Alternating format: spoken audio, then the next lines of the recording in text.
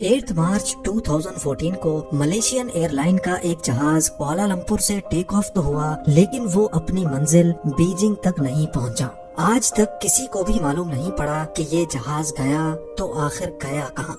लेकिन पूरे 8 सालों के बाद फाइनली अब एक उम्मीद मिली है कि ये जहाज इस वक्त कहाँ मौजूद है। नाज़रीन, ये बात है 8 मार्च 2014 की, यानी आज से करीब 8 साल पहले मलेशियन एयरलाइन के एक जहाज फ्लाइट MH370 को मलेशियन कैपिटल कुआलालंपुर से टेक ऑफ करके चाइना के कैपिटल बीजिंग तक जाना था। इस फ्लाइट में 2 पायलट्स, 10 कैबिन क्रू और 227 पैसेंजर्स मौजूद थे, जिनमें से ज्यादातर पैसेंजर्स का ताल्लुक चाइना से था।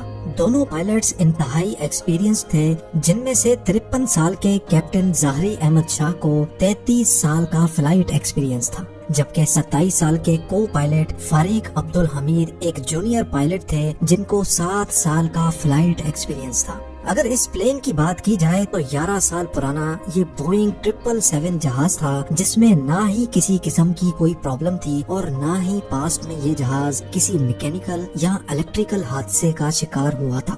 बताने का मेन मकसद सिर्फ इतना है कि ये मलेशिया और चाइना के दरमियान चलने वाली एक बिल्कुल नॉर्मल फ्लाइट थी, जो रोजाना 5 घंटे और 34 मिनटों की परवाज करके मलेशिया से चाइना या फिर चाइना से वापस मलेशिया जाती थी। लेकिन आज का दिन इस फ्लाइट के लिए किसी भी तरह नॉर्मल नहीं था, बल्कि ये एबनॉर्मल से भी काफी बढ़कर कुछ था। बेशक फ्लाइट MH370 को सिर्फ 5 घंटे और 34 मिनटों के लिए परवाज करनी थी, लेकिन टेक ऑफ से पहले इसमें जरूरत से ज्यादा फ्यूल डाला गया, जिससे वो 7 घंटे 41 मिनट तक फ्लाई कर सकती थी, यानी अपनी रिक्वायरमेंट से भी 2.25 घंटे ज्यादा। ऐसा करना भी एयरलाइंस की एक रूटीन प्रैक्टिस होती है, ताकि अगर प्लेन को खराब मौसम या किसी इमरजेंसी में कहीं और डाइवर्ट किया जाए तो उसके पास एक्स्ट्रा फ्यूल मौजूद हो।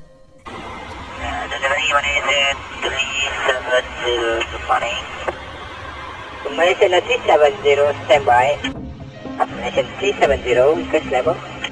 370 we are ready, requesting flight 340 to Beijing. ये दिन था 8 मार्च 2014 का और रात के 12:42 पे फ्लाइट MH370 ने रूटीन के मुताबिक कुआलालंपुर से टेक ऑफ किया। फर्स्ट पायलट ज़ाहरी टेक ऑफ से पहले और उसके बाद भी Kuala Lumpur air traffic control tower से डायरेक्ट कांटेक्ट में थे। टेक ऑफ करते ही जहाज ने अपनी डायरेक्शन साउथ चाइना सी की तरफ कर दी और ठीक 20 मिनटों के बाद यानी रात के 1:09 पर जहाज में लगे ट्रांसपोंडर ने अपनी current GPS location Kuala Lumpur air traffic control tower के रडार को भेज दी। ये ट्रांसपोंडर का ऑटोमेटिक फंक्शन होता है, जो हर थोड़े टाइम के बाद अपनी करंट लोकेशन करीबी रडार्स तक पहुंचाता है।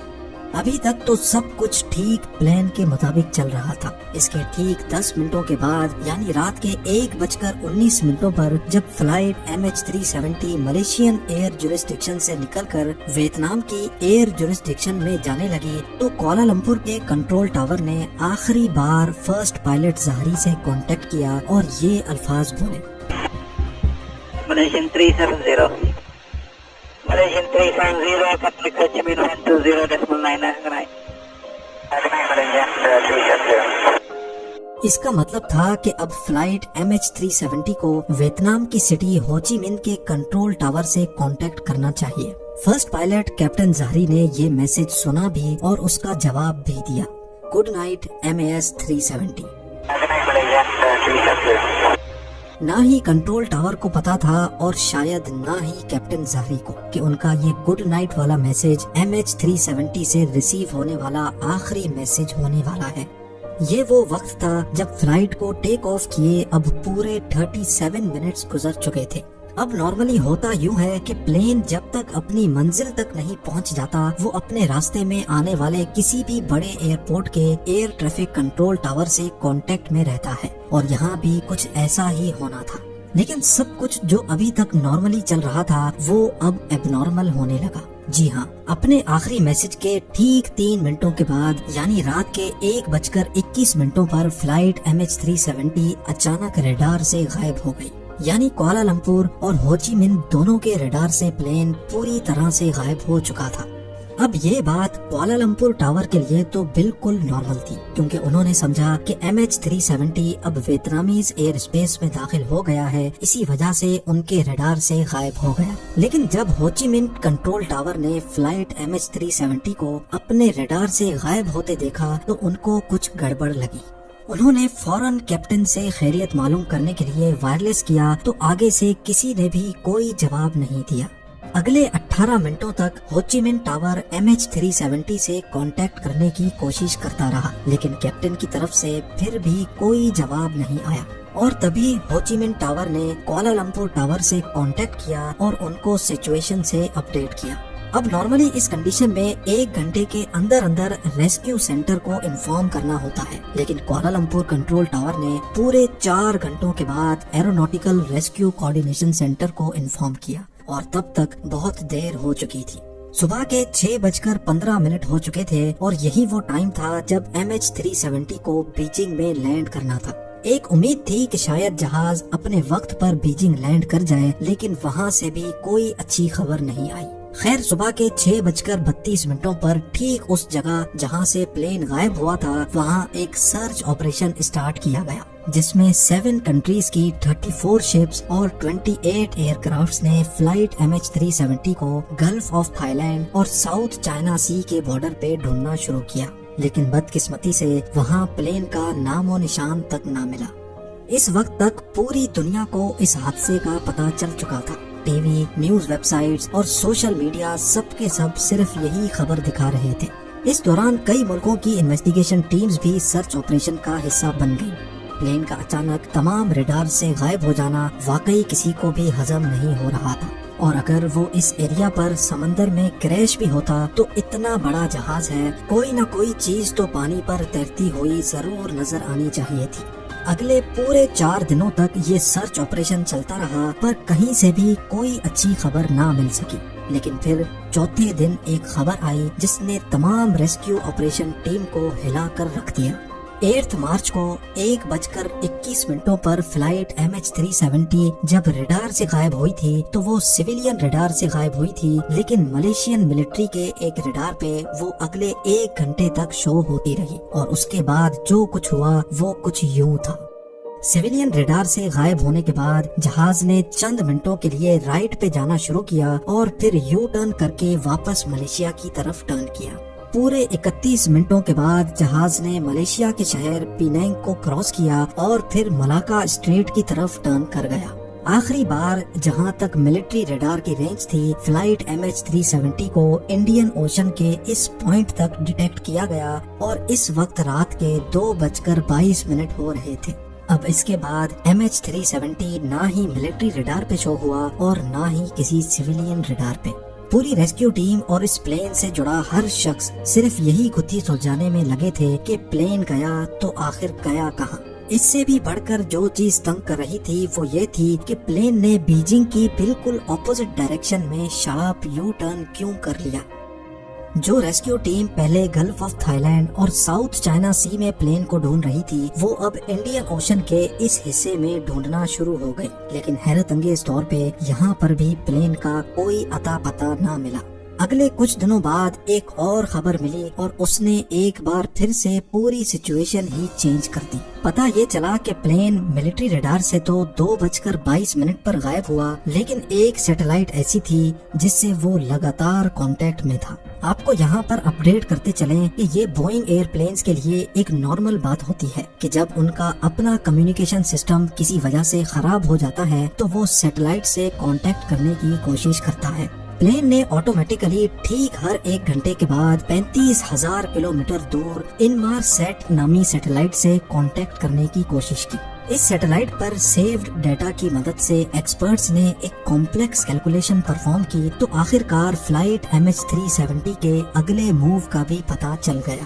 پتہ یہ چلا کہ ملٹری ریڈار سے بھی غائب ہونے کے بعد ملیشین ایئر کرافٹ نے دوبارہ ایک ٹرن لیا اور اگلے 5 گھنٹوں تک اسی ڈائریکشن میں انڈین اوشن کے اوپر فلائی کرتا رہا۔ صبح کو 8:19 پر پلین نے آخری بار سیٹلائٹ سے کنیکشن بنانے کی کوشش کی، اور یہ MH370 کی طرف سے ملنے والا سب سے آخری سگنل تھا۔ اس کے بعد نہ ہی پلین نے کسی اور سیٹلائٹ سے کانٹیکٹ کیا اور نہ ہی وہ کسی اور ریڈار پہ شو ہوا۔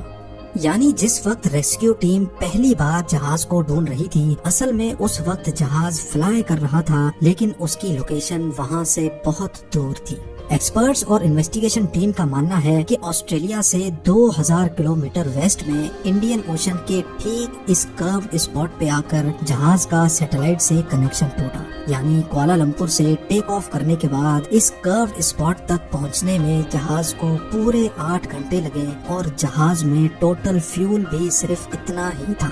تو اس بات کے کافی زیادہ چانسز ہیں کہ MH370 اسی کرو اسپاٹ میں ہی کہیں فیول ختم ہونے کی وجہ سے کریش ہو گیا۔ انڈین اوشن کا یہ ہائی لائٹڈ کروڈ حصہ پورے انڈیا سے بھی بہت بڑا ہے اور یہاں پر اسٹارٹ کیا گیا ایک deep sea search operation. MH370 کو ڈھونڈنا بہت ضروری تھا، کیونکہ جب تک پلین اور اس کا بلیک باکس نہیں ملے گا تب تک یہ پتا نہیں چلے گا کہ کریش سے پہلے پلین کے اندر کیا کچھ ہو رہا تھا۔ کئی مہینوں نہیں بلکہ کئی سالوں تک یہاں پلین کو تلاش کرنے کا عمل چلتا رہا، لیکن یہاں پر بھی پلین کا کوئی سراغ نہیں ملا۔ 3 سالوں کے بعد ڈیپ سی آپریشن کو آخر کار ختم کر دیا گیا، جس میں $160 ملین سے بھی زیادہ خرچہ ہو چکا تھا۔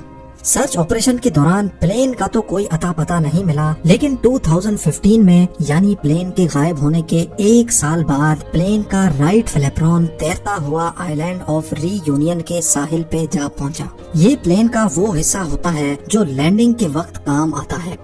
ملنے والے اس فلیپرون پر جب تحقیق ہوئی تو ایک اور خوفناک حقیقت سے پردہ اٹھا۔ ایکسپرٹس کا ماننا ہے کہ جس وقت MH370 پانی میں کریش ہوا اس وقت یہ فلیپرون ایکسٹینڈڈ نہیں تھا، اور افسوسناک طور پہ اس کا مطلب یہ ہے کہ پانی پہ کریش ہوتے وقت جہاز اپنی نوز کے بل سمندر میں جا گرا۔ اگلے کئی سالوں کے دوران پلین کے کئی اور حصے بھی افریقہ کے ساحل سے ملے، لیکن آج تک پلین یا اس میں بیٹھے پیسنجرز کا کوئی سراغ نہ مل سکا۔ ملیشین فلائٹ MH370 کے اندر غائب ہونے سے پہلے کیا کچھ ہوا یہ آج تک کسی کو بھی معلوم نہیں ہے۔